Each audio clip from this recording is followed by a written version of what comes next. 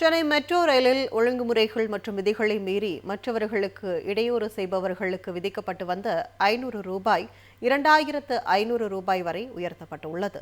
Chennai metro rail நிறுவனம் வெளியிட்டுள்ள அறிக்கையில், அலைபேசியில் உரத்த குரலில் உரையாடுதல், ஹெட்போன்ஸ் இன்றி வீடியோக்கள், பாடல்கள் கேட்பது மற்றும் அலைபேசியில் மெட்ரோ ரயில்களிலும் வளாகங்களிலும் ஒலிபெருக்கி வசதியை பயன்படுத்துதலை தவிர்க்குமாறு மீண்டும் வலியுறுத்தப்பட்டுள்ளது.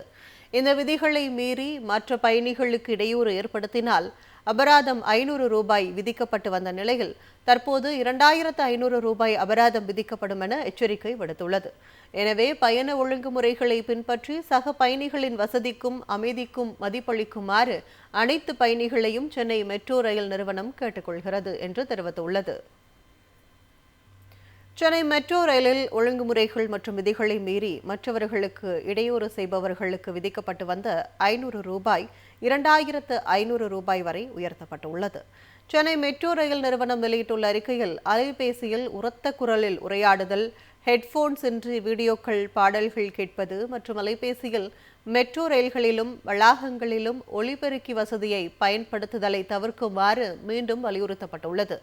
இந்த விதிகளை மீறி மற்ற பயணிகளுக்கு இடையூறு ஏற்படுத்தினால் அபராதம் ரூபாய் விதிக்கப்பட்டு வந்த நிலையில் தற்போது 2500 ரூபாய் அபராதம் விதிக்கப்படும் என எச்சரிக்கை விடுத்துள்ளது. எனவே பயண ஒழுங்குமுறைகளை பின்பற்றி சக பயணிகளின் வசதிக்கும் அமைதிக்கும் மதிப்பளிக்குமாறு அனைத்து பயணிகளையும் சென்னை மெட்ரோ ரயில் நிறுவனம் கேட்டுக்கொள்கிறது என்று தெரிவித்துள்ளது.